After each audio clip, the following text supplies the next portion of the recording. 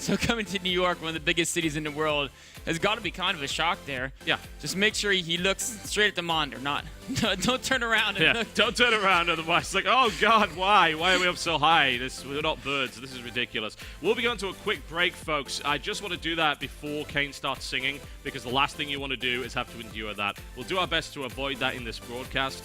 That would basically be the nail in the coffin of this tournament. We will be right back. You are watching SHOUTcraft America, brought to you by Totalbiscuit and Axslav, the MLG studios in New York.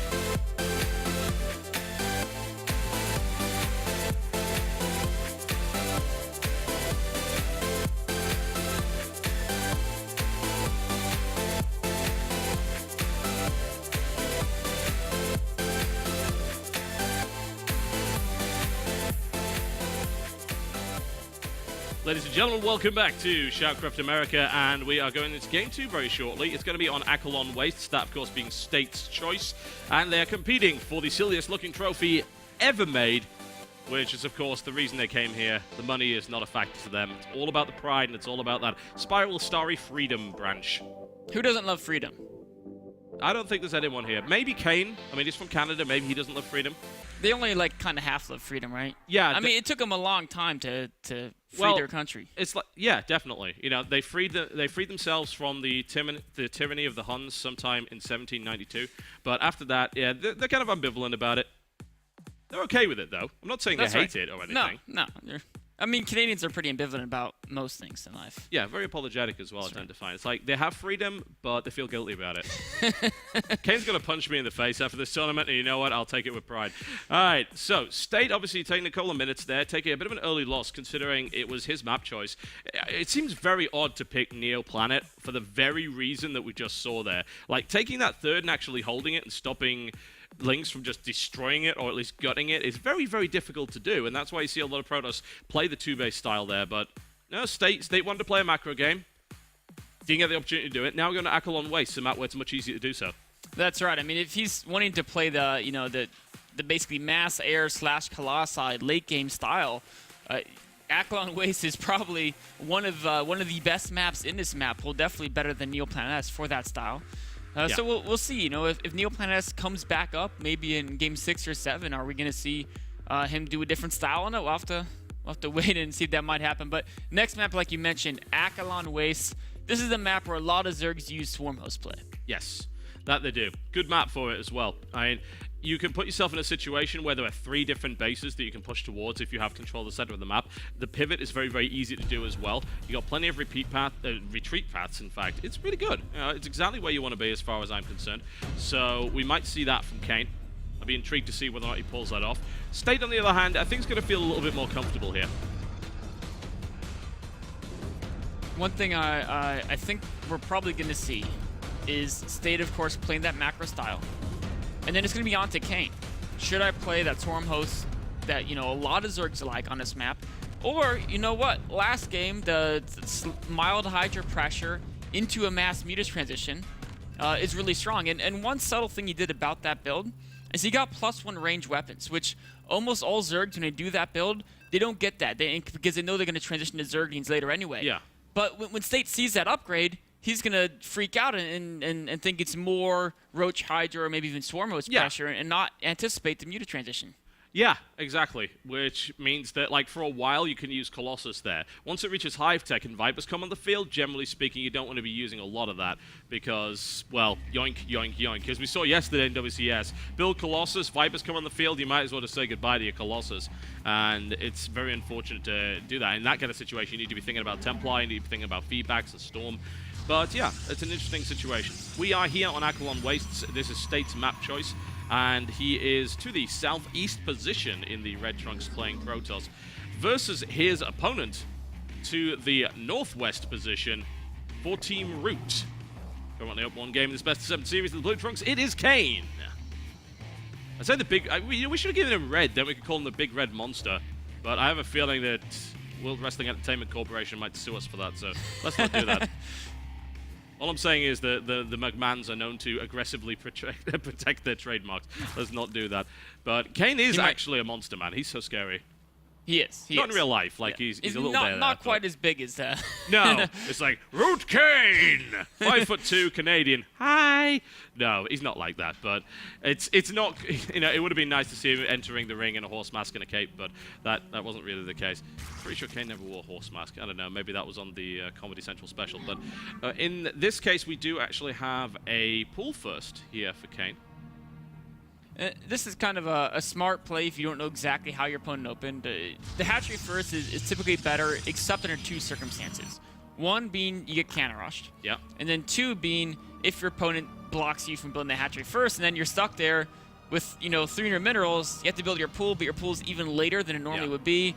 And then you can't even kill any pylons that are blocking you for quite a long time because you don't have any Zerglings for quite a long time. So, not great. Not really an ideal situation to be in there, but... Seen the pool come out, but no gas, so we won't be seeing any early game aggression. A couple of lanes will come out just to defend. It's just going to pump out queens, most likely. We may see a more queen-heavy approach here. Good map to do it on as well. You can, if you push that creep forward towards the first Selnaga watchtower, you have a great range. You can come in from 2 sides on the 3rd base, the one that's separated by the rocks, and also you can put one to the west there at the 9 o'clock position. And both times you can very easily respond to aggression to both of those areas, so that's always nice to see. We've got a cannon coming down in a defensive position here for State, so won't really see too much out of him in the next few minutes. That's going to be a dead probe, which is always nice for Kane. Nice little bonus for him right there. But I'm intrigued to see if State decides to go for the Phoenix play again. There are, of course, a couple of builds that you can really do to get out of this Forge and Nexus kind of play. Things vary up a little bit with Heart of the Swarm. What do you reckon? If you're in this situation versus a Zerg player, especially considering what happened to you in the first map, what kind of build would you be going for here? On Aquilon Waste, I would pretty much choose between either taking a very fast 3rd base or doing very similar to the build he did last game, maybe taking the 3rd time bit faster just because of the map. But the Phoenixes are a great option. You can pretty much always get damage done with them. Like you mentioned before, even if your opponent has a Spore Crawler, that just means you can't kill the Queen. But you can still pick off drones and run away before you take any more than shield damage. So I really do like that Phoenix opening. It's such a versatile opening for getting into a macro game because you constant skying throughout the game. You're already, you know, a little bit of the way towards countering the muted tech path. Yeah. And it just makes it a little bit easier to play the game when you know exactly what the Zerg player is doing. That's certainly true. And we'll see if he decides to go for that. The gas count for State is starting to rise. He has, of course, 2 gas. He may take his 4th quite quickly. We're looking at Warpgate Tech coming down right here as well. This is still not indicative of a tech path as of yet. It's quite interesting that we don't actually see all 4 gases going down here. No upgrade either yet, so maybe he just waits for a sentry and then picks his tech path. In the meantime, we see a 3rd base, of course, down for Kane. There's the 2 gas coming down for State. So let's see where he wants to go with it. There we go. There's the Stargate. Oh, the Overlord is right Pretty there. close, yeah. I don't think it's quite envisioned quite yet. Oh, wait, no, it is. Oh, man, that's actually a big mistake there by State, allowing that to happen. There's all sorts of places that you can put it where you're clearly under no risk whatsoever of it being seen. putting it right there, I mean, if I didn't know better, I'd almost say State did it on purpose, but he doesn't know that that Overlord's in that position. That said, on a map like this, he should be able to anticipate that. It's kind of tricky. I mean, there's a couple places Zergs sometimes send their Overlords. Some of them like to have one more towards the front of the natural, or there's almost always one in the back of the natural. So putting villains in a natural isn't quite as advised on this map, but yeah, the bottom left of the main is a really interesting place. I think it's just the way he had his pylons located was like either had to put in his natural or put it there, because he built that pylon at the bottom left to help spot for, you know, a potential like Nidus player or Mutalisk coming in later in the game. And then he's all of a sudden realized he wants to build a Stargate. He's like, where do I put it? I don't have any pylons on the bottom right of my main where you really ideally put that Stargate. Yeah, you know, you've got to plan that stuff out in advance. We're going to see Phoenix play here once again, straight into the Robo, so pretty similar build from him. But this is a better map to do it on. Already working down the rocks, and of course you have that option towards the 3 o'clock position as well. You can use the Phoenix to pick off that Overlord. He can probably go find the other one and then curse his luck at that regard. There you go. He sees that. It's like, oh, do you know my Stargate's there? When did you see it? And we've got the same response actually coming in from Kane. I think he's a little bit later on the speed this time around, but it's pretty much an identical build from him otherwise. There's the Hydra Den, there's the +1, the 3 Spore Crawlers going down. We might see exactly the same transition, and if we do, then State might be in a lot of trouble. These Phoenixes didn't do that much damage, or really any, to the economy of Kane in the previous game, aside from picking up an Overlord or two. Not quite as much as he wanted to get done. Yeah. You know, what Kane's doing is Kane's putting a few more Spore Crawlers than some Zergs normally put down. You see there's actually 2 Spores in the 3rd base. Yeah. And with those Spores positioned that way, the Phoenixes can't really pick off the drones in the 3rd base. Of course, they can still go into the main or the natural and pick off like one of the drones mining gas in the main, or pop in a natural and try to do the same thing there. But coming into those angles makes it a little more difficult to get in there and getting damage done. Well, that Zergling just got a wonderful experience the last few seconds of Zerg get squished? Yeah, that can happen. Have you ever seen that happen in a pro game? It has. Well, no, I don't think I have. No, it would be hilarious. It happened to me, but it will happen at some point, and when it does, I will laugh so much, and it will be a great thing. But yes, those rocks can kill anything that they land on, so you want to watch out for that. Here come the Hydralisks. Slightly longer rush distance on this map, though, not by much. The Phoenixes do see them coming in. Got to be careful not to... You must group them up, because 5 Hydras could actually be engaged effectively by these Phoenixes. Notice how State is leaving the rocks with like 1 hit point left. Oh, what man, if the Hydras run through there? Oh, and then he kills the rocks? No, yeah, there we go. He's collapsed himself. I was going to say, if he actually ran his Hydras under that and they fell down, like, he should just leave the game right there in embarrassment. That would be the stupidest thing ever. It's like, what is this, Dungeon Keeper? You can't lay traps like that. That's ridiculous. But right here is the engagement to deny the 3rd base. This is a nastier position to go into, but there is no Colossus on the field as of yet. I have to wonder if Kane will simply not do that. Oh, difference. He's not going to go for Heavy Spire by the looks of it. We've got Roach and +2 ranged coming in. It's a fake. The +2 Stargates are coming in. You see there's 2 more Stargates being added on. I don't think he's going to go for Muta Heavy at all here. He's building Roaches, he's building +2. He built the Spire, but he could just maybe build some Corruptors out of it instead of Mutalisks. Could easily go that Corruptor path. Of course, the one thing he's only +1 on those, so maybe he does. I'm a little bit worried about the fact that he's going Roach Hydra Corruptor without Hive Tech, because without Vipers, it's so difficult to be cost efficient against good force field usage. Yeah. The Protoss is the force fields well, the units just kind of all die, and of course, if State goes Void Rays and not Phoenixes, the Corruptors aren't going to be of much value either. No, they're not. Someone said that they were a hard counter to Void Rays. They were completely mistaken. They absolutely are not, as we saw yesterday in WCS. So, mind games going on, which, this has been the tournament for that, because these guys play each other on the map all the time, consistently. But Void Ray's coming out right now, and I think State smells this. In fact, does he have an observer over there? Let's check the. Let's see if State actually saw. What does he know? Does he know about the Spire? He actually doesn't, does he? Interesting that he would go Void Ray right now. You could have seen a Roach. If you see a Roach with the Roach speed upgrade, that pretty much gives away there's not a Muta transition. Yes, that would be very, very weird indeed. So, Void Rays, this is a good composition here for State, actually. Colossus count, yeah, it's not that huge. I mean, it's still a lot of units on the field here for Kane, so it's pretty hard to call either way. Kane's also pretty much maxed as well, so if an engagement happens right now before the Void Ray count gets to a critical mass, then we could see some serious damage being inflicted.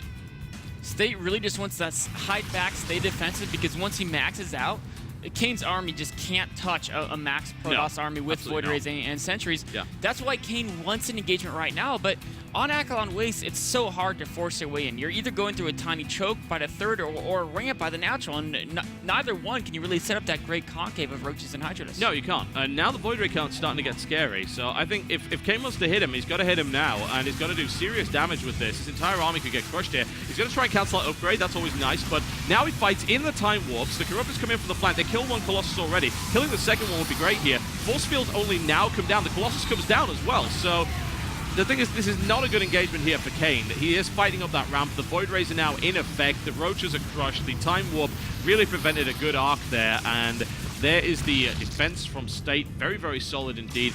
Now he's going for the Mutalisk transition. He did kill a number of Phoenixes, so this might work.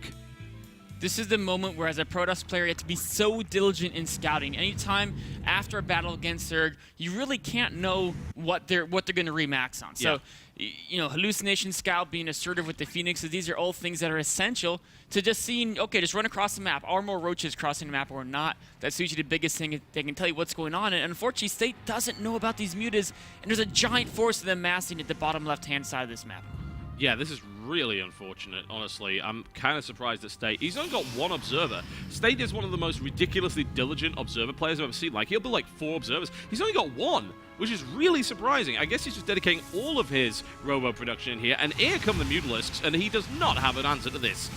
No, he doesn't. Of course, in a few minutes, he can rebuild enough Phoenixes to deal with them. The Stalkers and Void Rays can handle Zerg army in a straight-on engagement, but with the mobility, the Mutas can keep him penned up for quite a while. In fact, his whole army's reacting to the right side, and now Kane is going for the third base, similar to what we saw last game. That is a really nice adaptation of this strategy, honestly. He is playing some great mind games with his opponent, forcing out a lot of Void Rays, then going for the Muta transition. And, of course, charged Void Rays do nothing against Mutalisks. Mutas can very easily get out of range. They are more than capable of handling that. That run-by was defended really well by State, honestly, but there's still 29 workers that have been killed by Kane. Now, there's only so much you can really do with that many Mutalisks just picking off the economy, and Kane is looking very strong here. State's army's getting picked to pieces as well.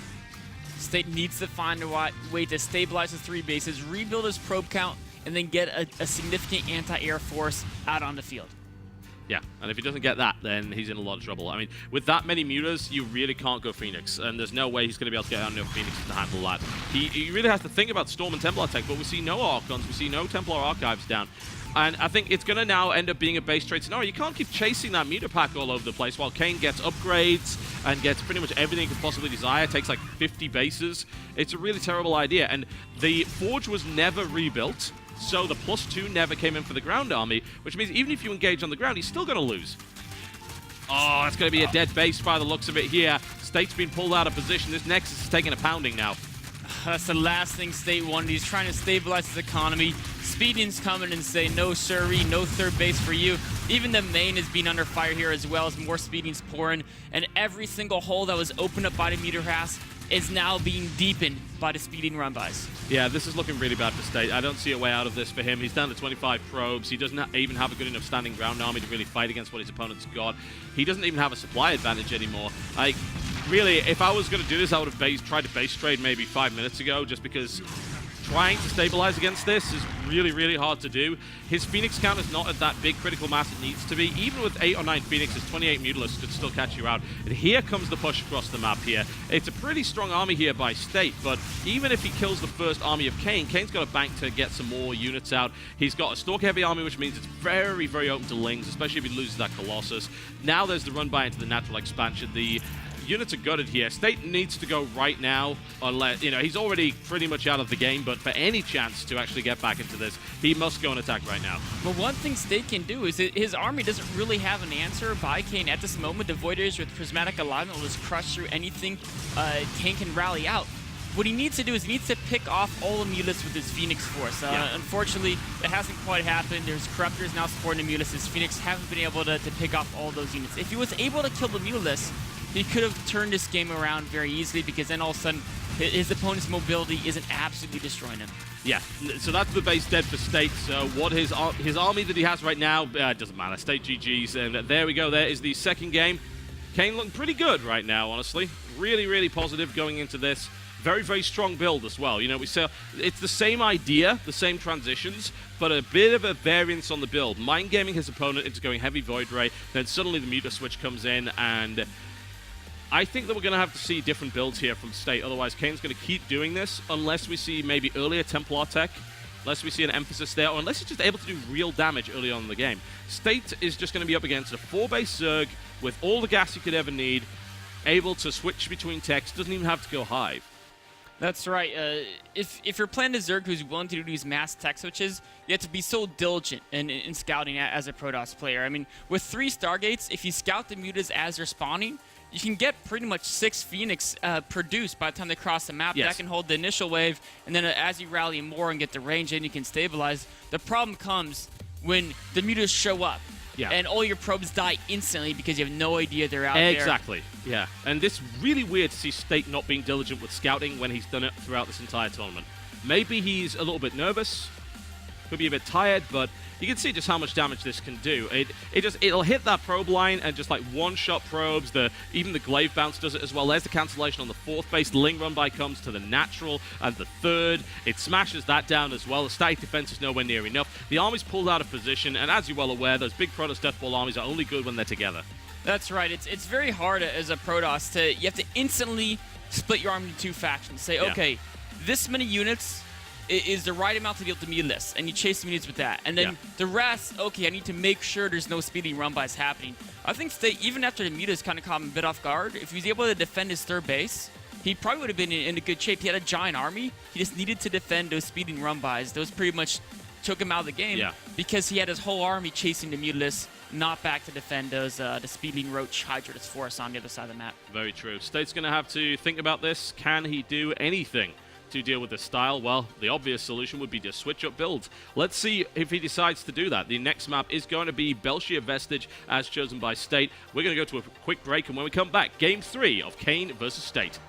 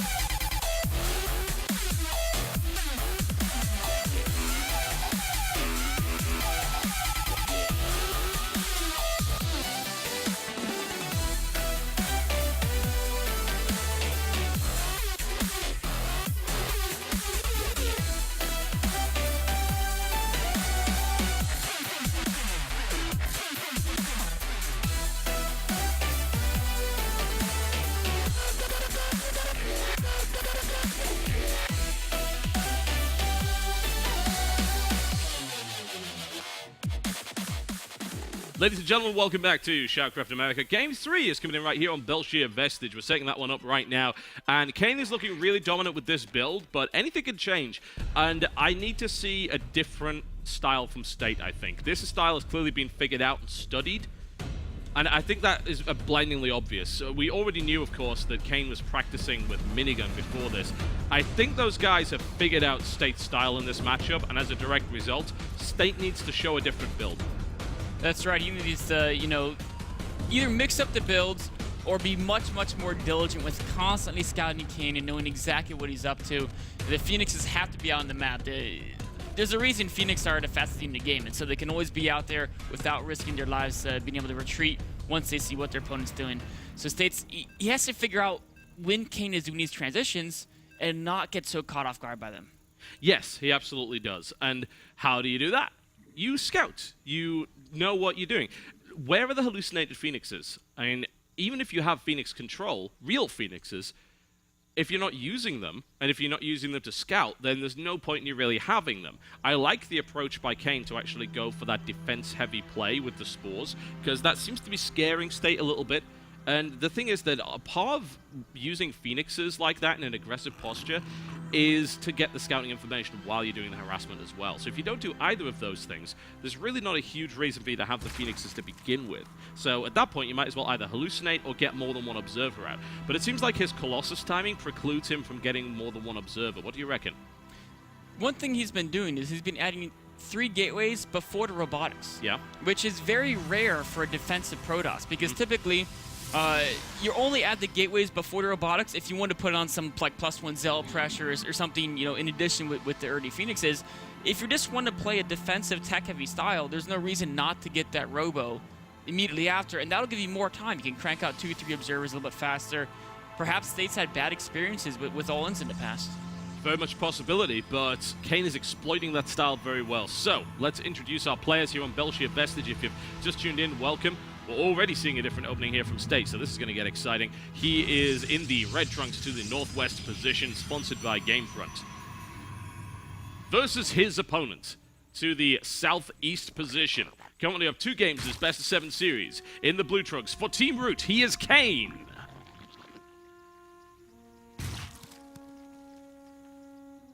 The gateway expansion is definitely a great way, like you said, changing up the strategies. All the opening timings will be different. So Kane has kind of this rhythm built up. Okay, I need to get, you know, Lair at this time, then Hydra Stand at this time, Zerging speed, I have X drones, I can make, you know, Y Hydras, and then I still have a lot of money left over to expand and transition later. He's going to have to all of a sudden realize, okay, wait a minute. Warp Gate is going to be coming out much faster, which means all of a sudden there could be, you know, warped in Zealots attacking me. I can't drone up as much. And it just throws off the whole cadence of the game a bit. I mean, I'm sure Kane has played many games against gateway expansions, but his 2 most recent ones have been against the Forge expand. So his mindset has to be quickly adapted in his 3rd game. Yes, it does. Yes, it really, really does. And I would love to see an aggressive State. I really, really would. All sorts of opportunities here, I feel, to really make things work. We see no expansion down yet, of course. He already has second... Is that a second Zealot on the way? Yes. He's already getting 2 Zealots out. Warp Gate Tech going straight in. Still no expansion here for State. So, let's see. He's, you know, he's got to be aggressive in some way. But how's he going to do it? We'll have to see. Just several Zealots before Nexus isn't a particularly common way to play the gateway expand. So that kind of means I feel like he wants to move out, maybe do an attack with a recall or something in just a little bit. That's cool. Yeah, I mean, especially if you have a sentry involved at home, so that you can just force field the ramp if the counterattack comes in. I think, yeah, you could get a couple of Zealots out and you could do something with it. It's kind of strange that we're not seeing that yet with the Mothership core out. Let's see if he decides to go across the map here. He's going to wait for the sentry. Is that going to go with the attack? Is it going to stay at home? Yeah, but the problem is if it goes with the attack, then he has no way to really stop a small link counter-attack into his main. But there is a second sentry coming out here. Now, those 2 Zealots are going to get spotted, and Kane's going to be thinking, hang on a second. At this stage in the game, you should not have that. So why is it that you've got it? I wonder, again, if State's trying to mind game Kane in this sense to force Kane to build some defenses, but that's not happening right now. And to be fair, even with a couple of Zealots out, you just surge Speedlings and eliminate that. It's kind of one of those things where the Zerg doesn't really have to start defending until the Protoss actually is moving out across the map. So right now we can see State's at this watchtower, and now he's getting a few extra Zerglings. The Queens are instrumental in defending this attack. Typically what Protoss wants to do is ideally for Protoss, the Zealots maybe combined with a Time Warp can take out the Queens, then the Mothership Core has free reign on the drones. But if the Zerg can get the Zerglings out in front of the Queens, macro them away from the Zealots, take out those Zealots first, then of course the Mothership on its own, if there's still Queens around, is not going to do too much. There are 3 more gateways coming out, and I'm looking to see if there's actually a close-by proxy pylon here. There's the probe. So how close is he going to put this? How aggressive does he want to go? That's been spotted by the Overlord there, but he's moved out of position now. The Lings are now moving into position. Oh, if those Lings got to find the probe here. Oh, no, they're not. They missed it. Oh, that's so important. With these early gateway pressures, you really need to proxy pawn. It just takes too long to walk zealots across the map. Your opponent can almost always have the appropriate defenses.